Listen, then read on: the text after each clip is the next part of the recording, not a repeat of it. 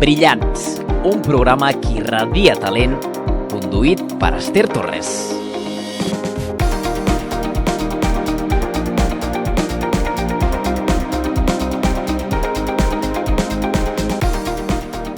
Hola, ¿cómo estén? ¿Cómo estamos?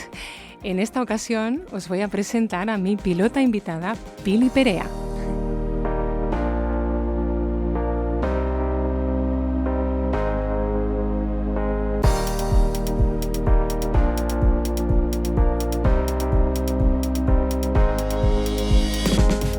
Hola Pili, buenas tardes. Hola, buenas tardes. Gracias por estar aquí conmigo. Estoy encantada de compartir contigo este Sí. momento. Bien, en esta idea de conducir una entrevista es un compartir las dos. Y en este viaje pilotado, ¿no? Hablamos de una breve presentación primero de la invitada de hoy. Pilar Perea Fuentes, la cual se describe como madre de dos personas maravillosas que son Cristian y Alba, a los cuales quiere incondicionalmente, ¿no? Muchísimo. Vive en la selva del Camp, compañera de vida de Jaume, su esposo, ¿no? Sí. Y además de su familia, le acompañan su perra Nala en su casa y su tortuga de agua Pepita. Bueno, esto cada vez que le pido una presentación a las personas que vienen, últimamente todas tienen mascotas con nombres muy graciosos. Bien, Pilar estudió psicología y se especializó con mención especial en educación y en dificultades de aprendizaje. Y anteriormente, en distancia en el tiempo bastante, porque ya veo que es una mujer de superación, estudió su carrera bastante más tarde, no a los 18 años. En esas aventuras previas, ya nos contará, eligió antes formarse como piloto de aviación comercial. Bueno, era piloto privado y ya luego iba encaminada a piloto militar, no comercial, pero bueno. Ah, piloto militar, ¿no? Sí.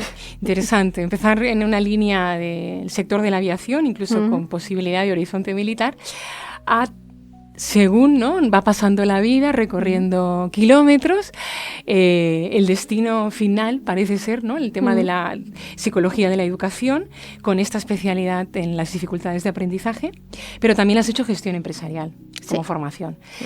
Bien, tiene muchas inquietudes, ya lo veis, por los campos que estamos hablando, investigación, también con proyecto emprendedor propio, uno que ha terminado, ahora está en un cambio de etapa, ahora nos explicará, y muchísima energía y también con un desarrollo espiritual interesante.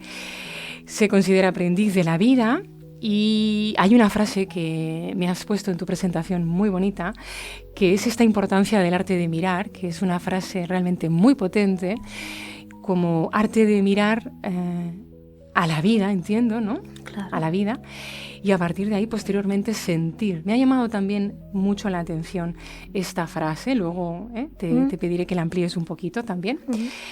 A nivel profesional ha acompañado a alumnos de etapa infantil hasta ciclos formativos y actualmente está desarrollando, ¿no?, está ahí el embrión de un proyecto nuevo profesional, que también entiendo que es personal, de acompañar a docentes y familias para darles herramientas, recursos para afrontar retos. En el contexto actual, ¿no?, que hablaremos un poquito de la educación, y todo en una envoltura de amor incondicional. Hemos empezado la presentación hablando de la familia y el amor a la familia, y en ese sentido también el amor como herramienta de transformación, ¿verdad? Y no el miedo. Sí, siempre debería ser así. Casi nada, estas líneas, estos ejes.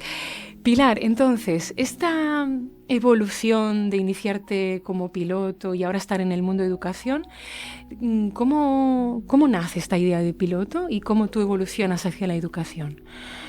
Bueno, de bien jovencita, te estoy hablando de piloto. Fíjate, la idea de ser piloto privado me viene tras ver una película que es muy famosa, pero es de hace muchos años. Hoy he tenido que buscar de qué año era, pero más o menos por la edad mía comprendía que era del 1986, con 16 añitos. Es decir, yo fui piloto privado antes de conducir, iba en avioneta. Tras ver Top Gun, que es la película que vi en el cine, me quedo sorprendida de ese mundo de la aviación, y a mí eso me apasiona, y le digo a mi padre, quiero hacerme piloto privado, digo, ¿qué te parece? Y ellos, se sorprendieron un poco, pero accedieron y dijeron, ¿por qué no? Si tú quieres, vamos allí al aeropuerto de Reus y vamos a preguntarlo.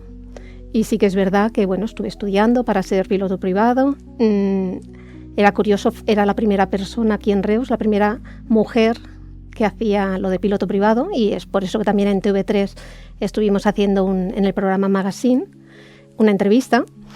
Y allí, bueno, estuve diciendo mi experiencia, cómo había sido. Fue muy bonita la experiencia de decir, wow, la primera vez, sobre todo cuando vas a aterrizar, eso lo recuerdo como si fuese ahora mismo, ¿no?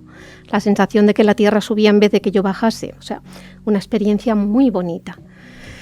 Y bueno, pues hago lo de piloto privado. Curiosamente también mi profesor de bachillerato me dice, Pilar, ya se habían enterado todos la noticia aquella en el instituto, ¿no?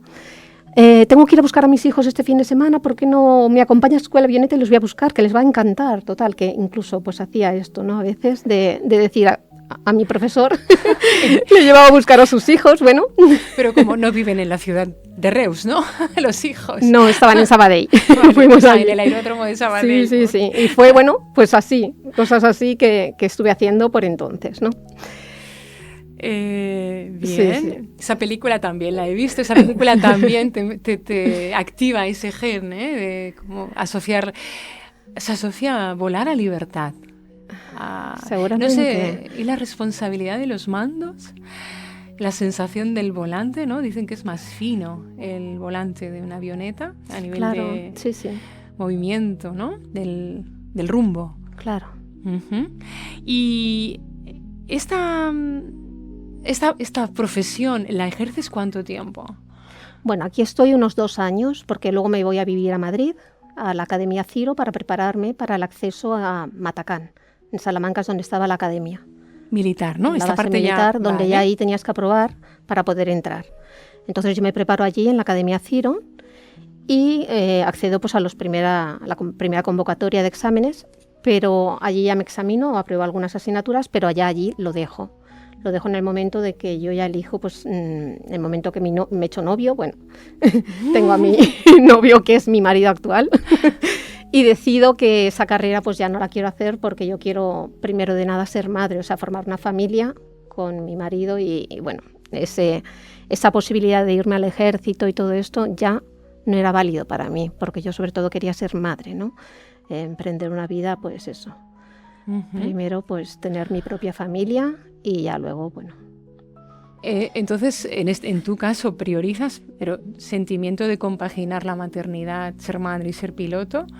Después, en ese momento no se plantea eso en mí, ¿sabes? Porque claro, yo estaba viviendo en Salamanca, estaba distante. Sí que es verdad que a mí, así como mis padres lo aprobaron y cuando les dije también, que eso también me gustaría resaltar, ¿no? Valoro ahora mismo más la posición de mis padres que habiendo empleado, ¿no? Porque dices, una familia así humilde, ¿no? Que ellos hicieran todo el esfuerzo de yo poder vivir allí en Madrid, ¿no? Y posteriormente todo lo que comporta, todo ese gasto económico para una familia, ¿no?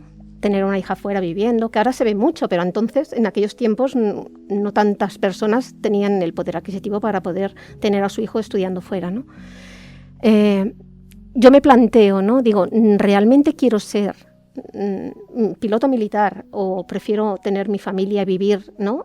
Cuidando de mis hijos, o sea, siendo una madre más presente, ¿no? Y no estando fuera. Bueno, esa es como me planteé la vida entonces, de que yo realmente, pues bueno, quizás no era tanto mi deseo de ser militar, porque en mi familia no conocía yo a ningún militar, es decir, fue más decir, me encanta pues el tema de poder volar, a en sí pues hacer esa carrera, ¿no?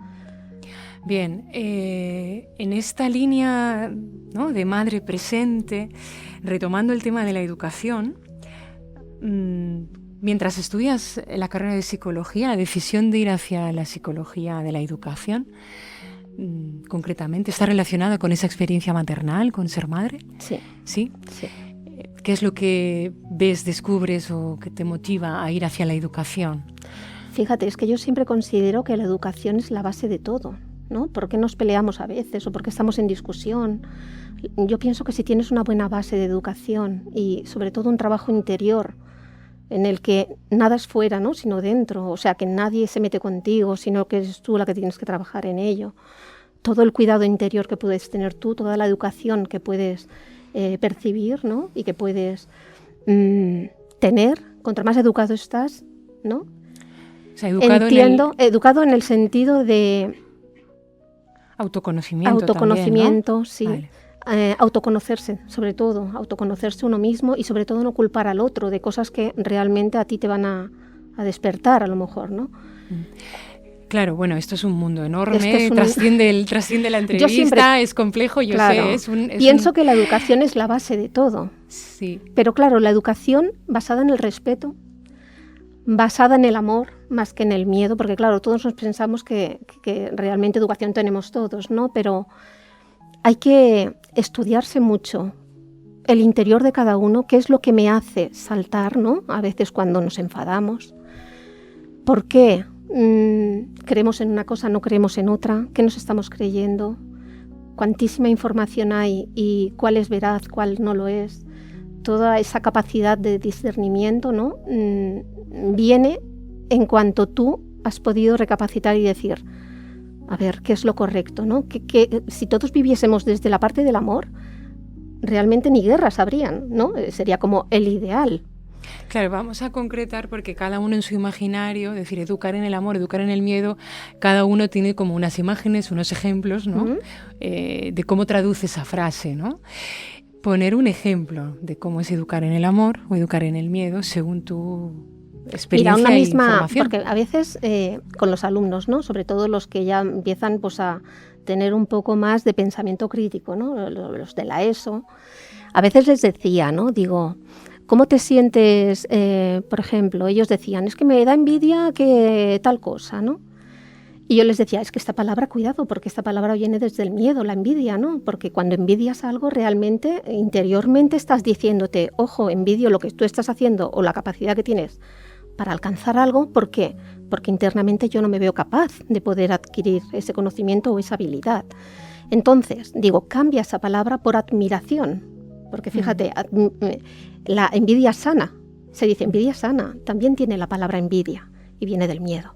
No hay envidia sana. Ya, matiza un poquito sería, más. Claro, sí. Sería el admirar a la otra persona. Admiro cómo haces tú esto y, oye, si tú me informas, ¿no? Tener interés, ¿no?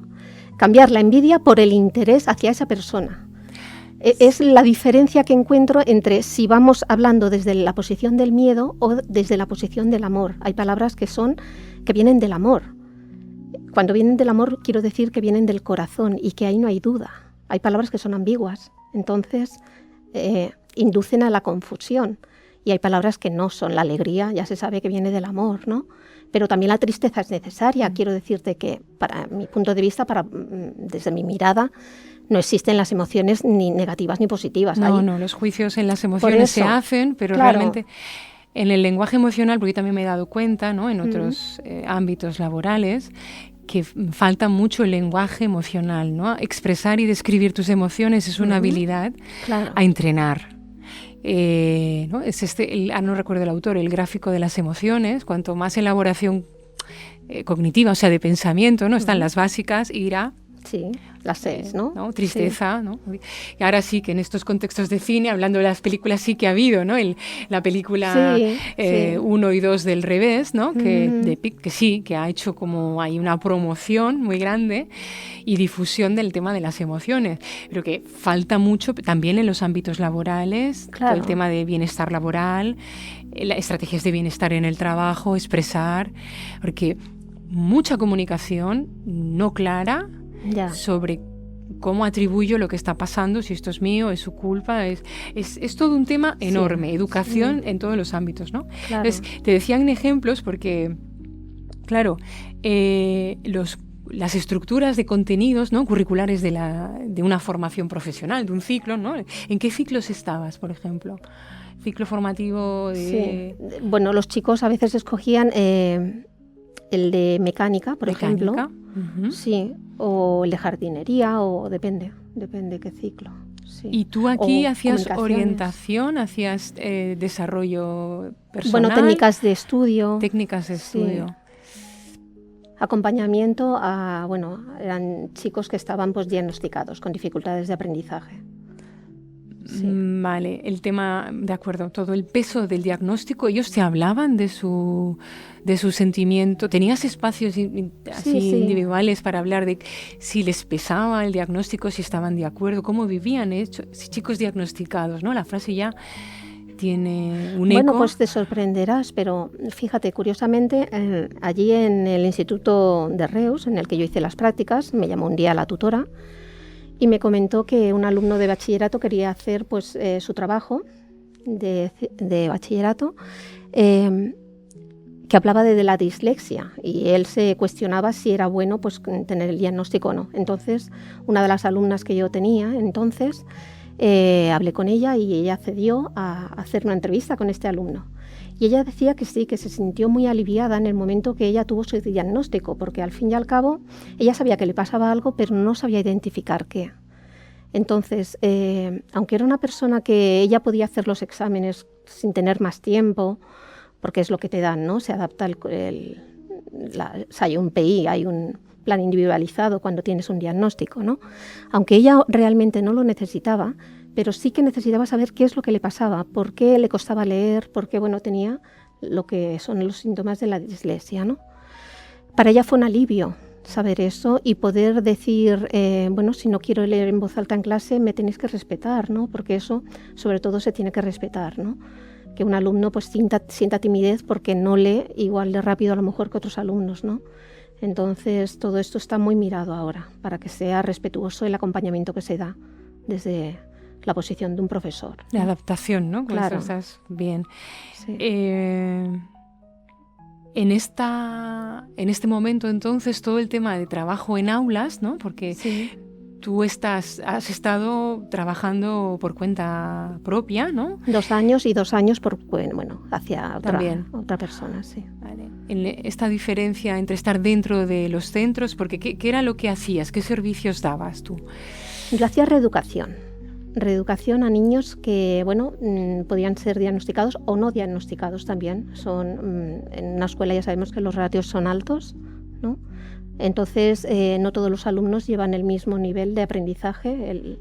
Hay algunos que no pueden seguir la clase del todo y entonces también me venían de forma particular. Y bueno, este acompañamiento escolar, ¿para qué? Pues para poder ellos avanzar junto con la clase. Sí. Esta reeducación es acompañamiento. Allí depende, pues, en el curso en el que están, si están en segundo de primaria, tercero, cuarto.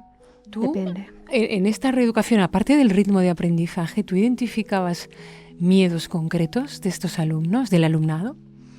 Bueno, pregunto, sí. Si ahora sí te que se vienen, identifican. por ejemplo, elementos comunes, algunos, aparte del ritmo, la velocidad, ¿no? Explicabas que también es un tema de ratio de la clase, claro, el grupo no es lo mismo un grupo de 8 o 10 que 40, Claro. pero algunos miedos en esos alumnos, ¿o traducías tú Los comportamientos? alumnos es que se fijan mucho en las notas que sacan. Entonces ellos quieren sacar buenas notas. ¿Por qué? Porque para ellos sacar mala nota es como fracasar de cara al papá, ¿no? Mi papá se pondrá contento si yo saco buenas notas. Esa es la visión que ellos tienen.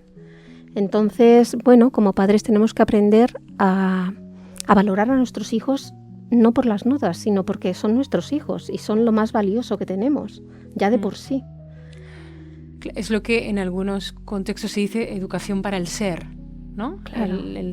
Claro, si los contenidos están muy orientados a tener una ocupación profesional, un lugar en el mercado laboral, pero no sé hasta qué punto ahora, porque ha cambiado, ¿no? Y hay una distancia de más de 40 años con la EGB en este caso, ¿no? Claro, Conmigo. claro. Contenidos nuevos, como nosotras en nuestra infancia, que se han ido incorporando, que van más en la línea de esa educación para el ser también, porque se hacen esfuerzos. Entiendo que sí, que ha habido un progreso, pero además de ese progreso, por la decisión que tomas en este proyecto nuevo, acompañar a docentes y familias, que ahora te preguntaré el enfoque, te vas como a la comunidad, ¿no? Dentro de la comunidad educativa, ¿no? Padres, sistema, centros, está el beneficiario final o el usuario final es el alumnado, pero hay muchos agentes, ¿no? Claro. Entonces, ahora cambiamos y vamos a poner el foco en educar a familias y docentes. Acompañarles. ¿Por qué? Porque mira, cuando yo hago la reeducación allí en el centro que tenía, realmente yo también hacía coordinación con los maestros, porque todos tenemos que ir a una, incluso las familias, que muchas veces se piensan que la educación se la dan en el colegio. No. Mi función era decirles, la educación os pertenece a los padres, los colegios están para acompañar y para dar estrategias, bueno, ellos son los que dan el temario, ¿no? Pero los valores se inculcan en casa. Entonces, las coordinaciones que yo hacía con los profesores, era bonito como yo les podía decir, mira, a tal alumno, si cuando tiene esta emoción, ¿no?, que se enfada, por ejemplo, le dices, le aplicas, ¿no?, pues el acompañamiento que yo te estoy diciendo en este momento y verás qué cambio tienes en él. Precisamente, ¿por qué? Pues porque yo lo he probado y entonces sé que eso funciona con tal alumno. Claro, tenemos que tener en cuenta que cada alumno es diferente. Entonces, lo que te funciona con uno, a lo mejor con otro no te va a funcionar. Por eso era muy bonito poder hacer la coordinación y sobre todo que se supiese, ¿no?, qué es lo que tengo que trabajar yo en ese momento, que voy a la par con el profesor en clase. Entonces, el objetivo es más fácil que se consiga cuando los dos vamos a una. Este esfuerzo tiene que ser los dos a una y con el mismo objetivo. Quizás no a alcanzar el objetivo que otro alumno podría alcanzar, pero también válido el objetivo que pueda conseguir.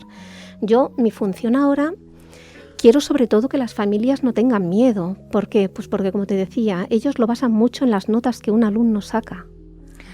Y eso no es determinante. Ya, pero el miedo, claro, que yo también tengo porque amigas. Hay muchas habilidades, me refiero. ¿Me entiendes? Las materias básicas, matemáticas, ¿no?, lenguaje, catalán, inglés, pero aparte de las básicas hay mucha más, ¿no? Sí, alternativa. Sí, se tiene que ver la conexión de cómo son de valiosas con el exterior, ¿no? Porque es como la continuidad, ver cómo son herramientas esas otras cualidades. Claro. Entiendo, porque hay un sistema competitivo de ranking de acceso a las cosas por plazas. Sí. Por plazas en lo público. Entonces, toda la estructura da un doble mensaje. O sea, es como un doble mensaje. Claro. Y así concretando, ¿no? Un mensaje es esa diversidad, esa adaptación a necesidades especiales. Claro. Se trabaja. Y por otro lado, parece que el mundo exterior, el mundo profesional, el mundo de las plazas es cualitativo, es por nota, no es por diversidad. Ya. Porque los parámetros son numéricos.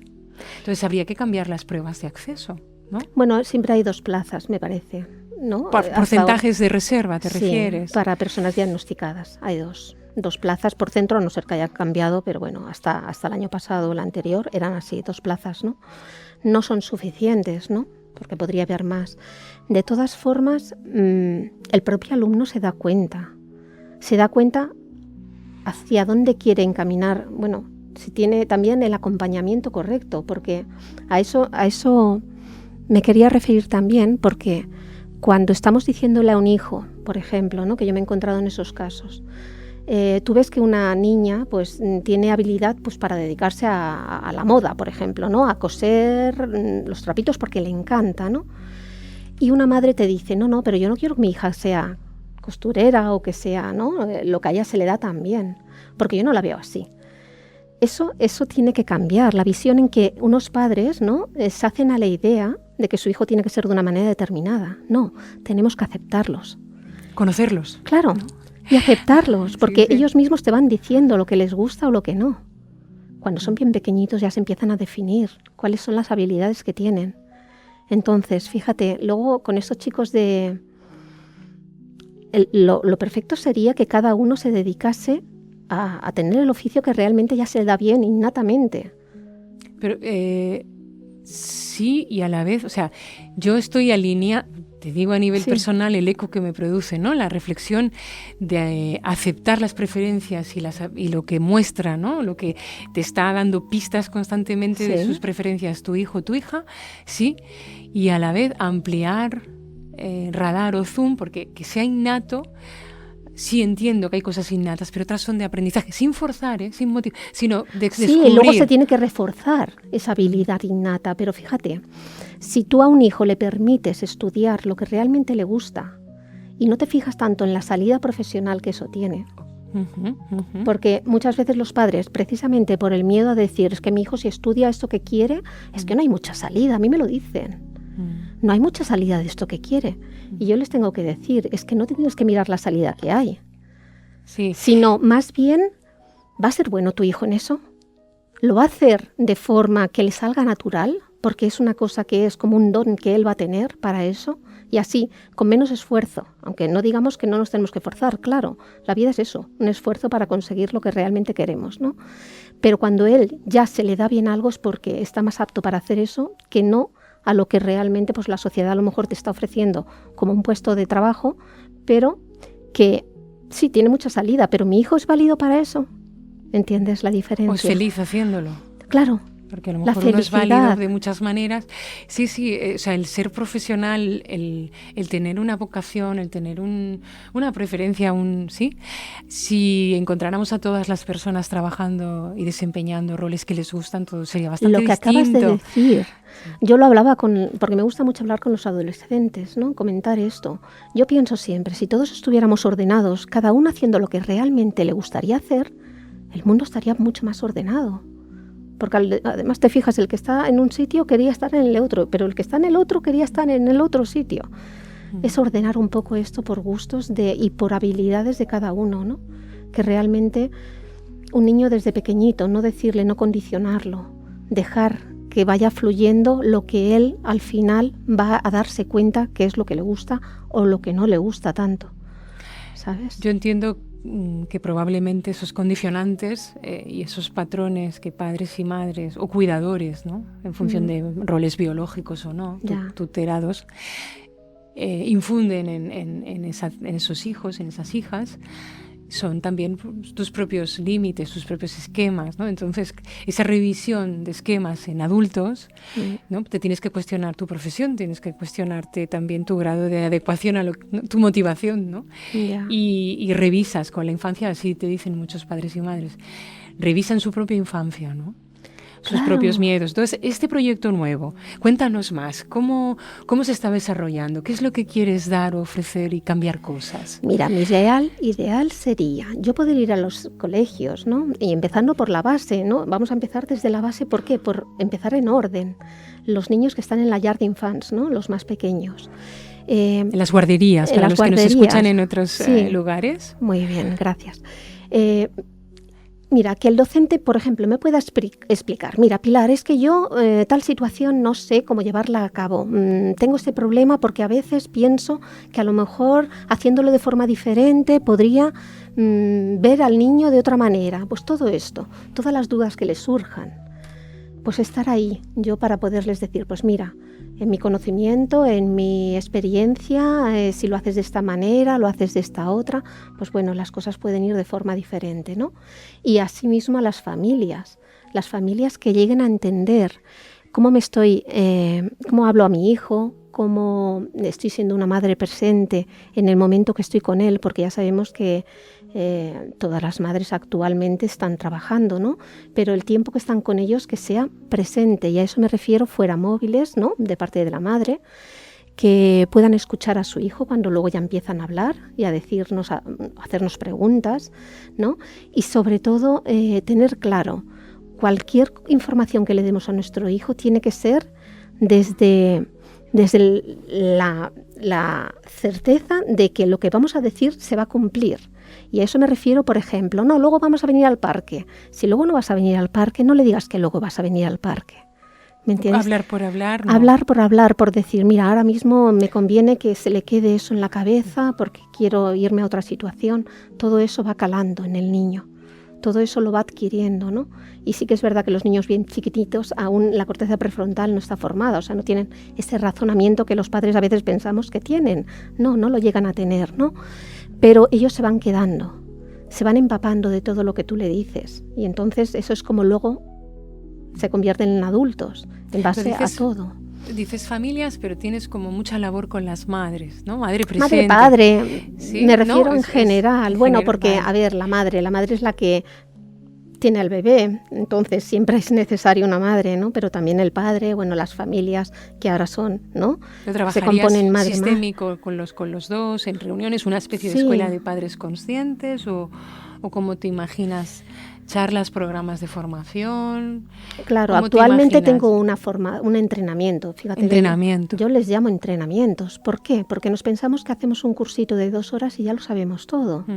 Y mi base es que por mucho que no sepamos que sabemos, también hay mucho que no sabemos.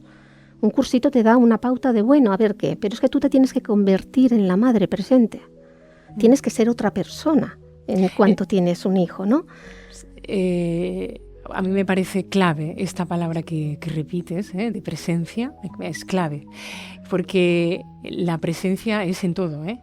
Claro. Entonces, es probable que madre o padre no estén presentes porque están ausentes por preocupaciones. También. Esas preocupaciones no tienen herramientas. Al final, esta parte y ahora entro en la parte común, que le pregunto a todas las personas que me acompañan en Brillanz, que tiene que ver con la transferencia de habilidades, ¿no? De competencias que adquieres de tu profesión como psicóloga de la educación, en este caso con este trabajo de conciencia de la educación en familias y en docentes, que te llevas a tu vida personal. ¿Qué transferencia has hecho, beneficio, fruto, que aplicas en tu vida, ¿no?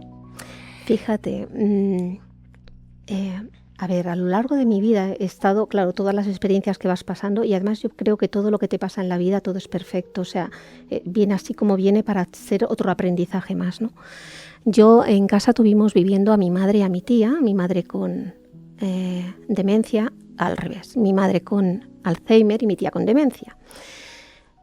La familia en sí, yo ya tuve que poner como unas normas me refiero a un poco de orden a la hora, por ejemplo, lo más obvio de sentarte a comer, ¿no?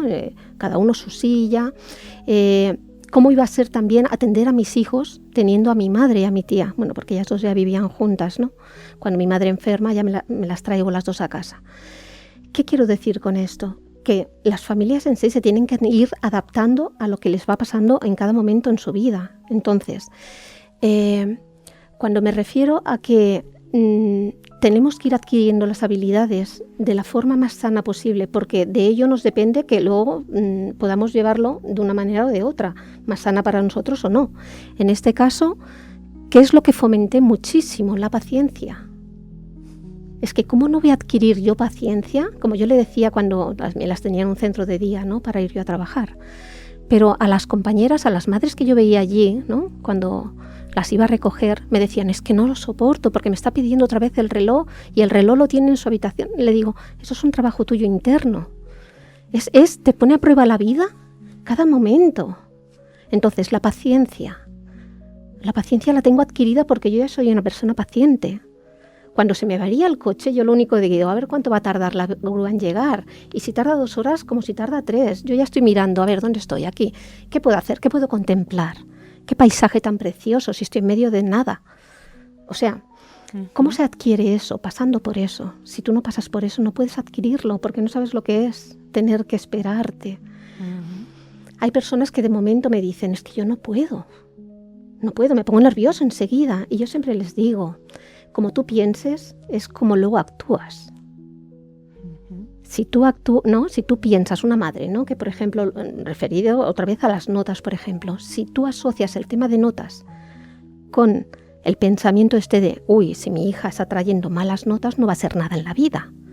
¿Tu conducta cuál va a ser?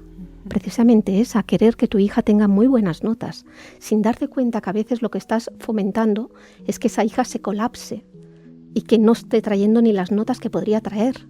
Y solo hay una posibilidad en esa situación, ¿no? Y solo hay un camino, y solo hay es bastante reduccionista, ¿no? Claro, es catastrófico. Es muy rígido. Sí, es rígido. Pero catastrófico para incluso la madre, que yo le digo, te estás haciendo muchísimo daño. Pero las herramientas que tienes son las que puedes ofrecer, ¿no? Claro. Te las inventas y por no eso las siempre tienes. digo, es que tú te tienes que convertir en eso para poderlo dar.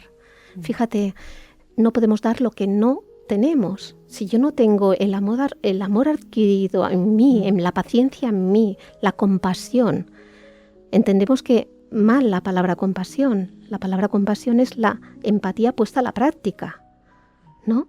Hay madres que dicen, por ejemplo, claro, tengo muchos casos de cosas que he podido acompañar a las madres que he tenido, ¿no? Me dice el otro día, mi hija se ha enfadado porque, claro, en el coche le he dado prioridad a su amiguito de que fuese adelante en lugar de ella. Y le dije, es que lleva toda la razón tu hija. ¿Por qué priorizamos más al hijo del vecino que no a nuestros propios hijos en ese momento, ¿no? Lo correcto era preguntarle a tu hija, ¿tú quieres ir delante? Porque tú eres mi hija y el coche es nuestro. Pongamos orden en esto. Si tu hija va delante en ese momento, a la vuelta le puedes preguntar, ¿dejamos que ahora esté el vecino delante en el coche? Sí, son automatismos de cómo nos hemos educado, social, ¿no? Poniendo al otro delante de nosotros mismos, pero también para nosotros mismos. Como nosotros mismos ahora somos los segundos, que siempre los demás, ¿no? Hacemos las cosas porque a ver qué van a decir los demás. Ese autocuidado se tiene que aprender, ¿no? Claro. Porque no sabes, lo has escondido tanto por muchas capas, ¿no? Sí que es un entrenamiento, sí que es un activar, ¿no? Recordar, ¿no? Recordar que tú eres primera y fíjate que la teoría la sabemos todos, ¿no? ¿Cuántas frases veo por Instagram? Frases preciosas, pero que todo el mundo las dice, pero luego no las ponemos en práctica. Bueno, porque una cosa es describir, ¿no? Pensar ahí. Muchas terapias y escuelas de terapias que hablan de no analizar los problemas, ya no estar pensando, sino activar, por ejemplo, conexión interior cantando, ¿no? Conexión con cuerpo, conexión con respiración, para que desbloqueen emociones guardadas y no analizar tanto. Y luego, ¿no? Pero ya cuando solo piensas, hay muchas terapias que solo son de análisis, independientemente de que tienen una función, de que sirvan a un perfil, ¿no? Ya sea de paciente, usuario, cliente, miles de nombres, ¿no? Alumno, herramientas. Sí que es verdad que tenemos más dimensiones que pensar, ¿no? O formas de aspectos del ser humano, ¿no? Pensar es una facultad. Pero fíjate, todo lo llevamos al pensar. Eso digo. Y claro, sí, ese es llevas totalmente, la raíz. Claro. También tendríamos que empezar a sentir qué estoy sintiendo, ¿no? Me siento bien actuando de esta manera, me siento mal. Pero fíjate, esta madre mismo cuando lo vio dijo, qué razón, si lo llego a saber, primero priorizo a mi hija. Porque fíjate, si cada madre prioriza a su hijo primero, todo está en orden. Queremos que nuestro hijo sea empático. Pero esa empatía que nuestro hijo queremos que tenga nuestro hijo no lo tienen de forma natural porque les obligamos a ser empáticos. No pueden serlo de forma natural. Bueno, claro, es que entonces ahí hay... Claro, es que el hijo, claro, si no entendemos que un niño de por sí, la naturaleza de un niño es yo quiero mi juguete, porque además es suyo, tiene que ser de él. El tema es, bueno, el camino, es la secuencia para llegar a compartir y cooperar es un proceso natural en el que no te faltan... Claro, hablar de las necesidades básicas y cómo las superas, entonces compartes, ¿no? Esa sensación de me quitan el trabajo, no sé, de todo, ¿eh? Me quitan la pensión, me quitan el piso, me quitan, no sé, me quitan, ¿no? Entonces, ser personas generadoras de recursos, ser personas creadoras, ¿no? Ser personas que, como desde aquí trabajamos un poco en dar ideas para irradiar, ¿no? Ese talento natural, el expresarte, ¿no? Como tú con estos proyectos emprendedores. Hay una fase ego individual sana y después un entender que formas parte de un mundo, de una parte social, pero tiene que ser un camino coherente y natural, sí, totalmente de acuerdo. En esta línea, Pilar, para acabar con dos preguntas más, las recomendaciones que harías a una persona que se quiere adentrar en el campo de la psicología de la educación o formar parte, ¿no? de esta rama, ¿qué le recomendarías? Yo recomiendo siempre hacer mucho trabajo interior, porque un profesional tiene que ser ejemplar lo que diga, pero ¿por qué? Porque no solamente lo digo, sino que lo siento y yo vivo de esa manera, ¿no? Cuando yo digo, por ejemplo, es que educar gritando no tiene sentido, ¿no? Porque ahí es que pienso, uno mismo se tendría que oír como padre a veces, ¿no? Que es verdad que puede ser que te satures, pero no hay... Yo siempre digo, si tú pretendes que tu hijo no chille, ¿no? O no grite, y tú le estás gritando para decir que no grite, ahí no hay coherencia. Claro, obvio. Sí, es que es muy obvio, pero realmente se nos... es que no pensamos en ese momento ni siquiera lo que estamos haciendo, porque si realmente lo pensases no lo harías, ¿no?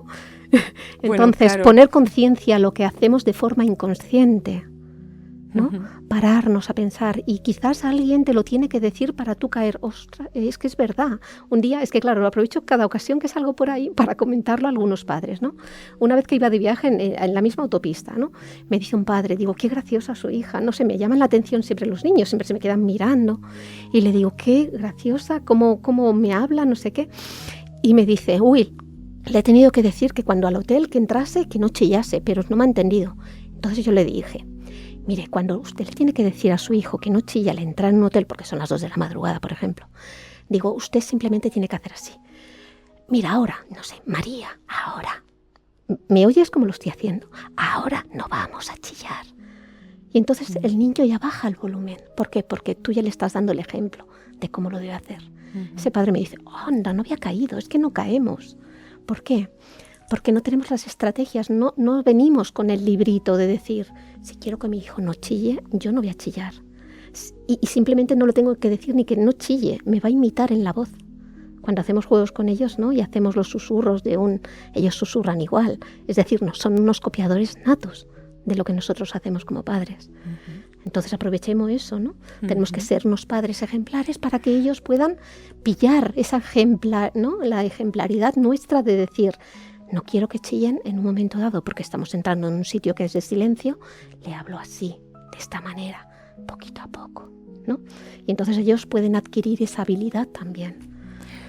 Sí, y a través muchas veces de juegos sin drama, juegos, ¿no? Pero, claro. Porque reciben la energía de que pasa algo, se ponen probablemente nerviosos y también suben su energía porque tienen muchísima, claro. Además, ¿no? Yo con lo que más me encuentro es que los hijos tienen muchas energías y los padres se quedan sin energía. Correcto. Entonces, sí. Vamos a hacer como padres, ¿no?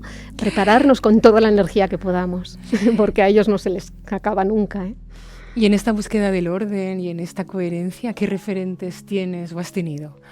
Mira, como educadora, fundadora de la educación real, que se basa en el respeto y en el amor incondicional, está Tania García, que se la recomiendo a todos los oyentes. Tania García es una educadora que funda su propia escuela, ahora hace másters de educación real, y con ella aprendes muchísimo, muchísimo. Te aprendes a ver cosas muy sutiles, a verle el impacto que eso le produce al niño, ¿no? al hijo. Entonces con ella aprendí todo, incluso yo estaba estudiando la carrera y me sirvió mucho para luego las prácticas. En las prácticas es donde más te das cuenta de si realmente estás aprendiendo bien o simplemente, bueno, estás poniendo a la práctica la teoría, ¿no? Pero la teoría tiene que tener una práctica muy buena.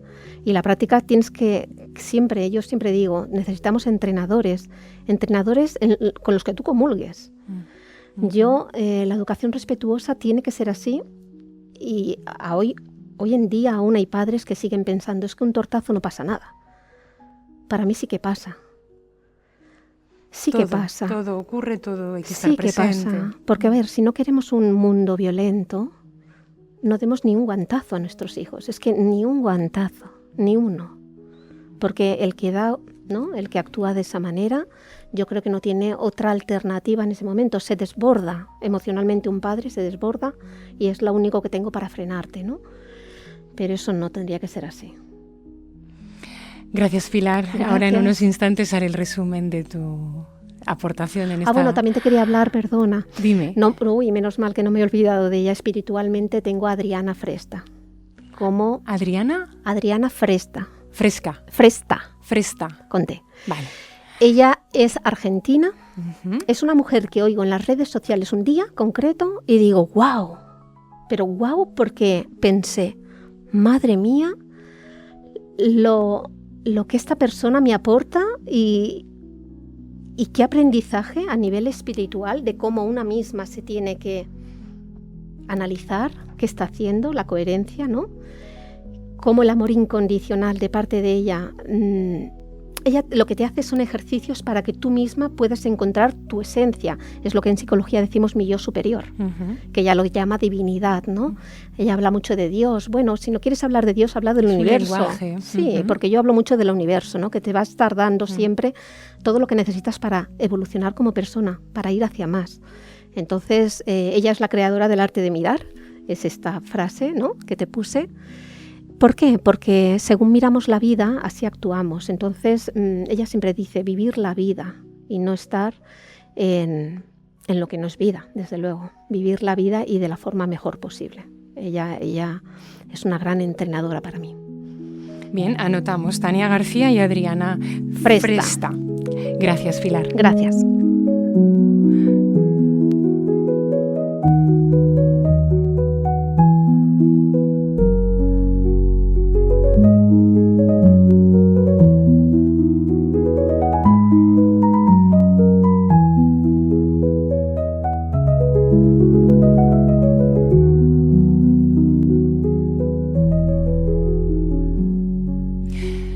Bien, pues cómo resumir esta conversación con Pilar en la que todo es educación en una especie de orden universal donde el amor rige todo y debería estar presente y nosotros con él, con ellos, con ellas, con todos, donde cualquier situación sirve para aprender a mirar, aprender a conocerse, donde los niños nos entrenan a jugar y a hablar bajito, recordándole a los padres que gritar, hablar o escuchar pues un momento de conexión unos con otros, siendo coherentes. Y en esta magia, con esta energía de transformación, nos hemos quedado esta tarde. Así que gracias. Gracias.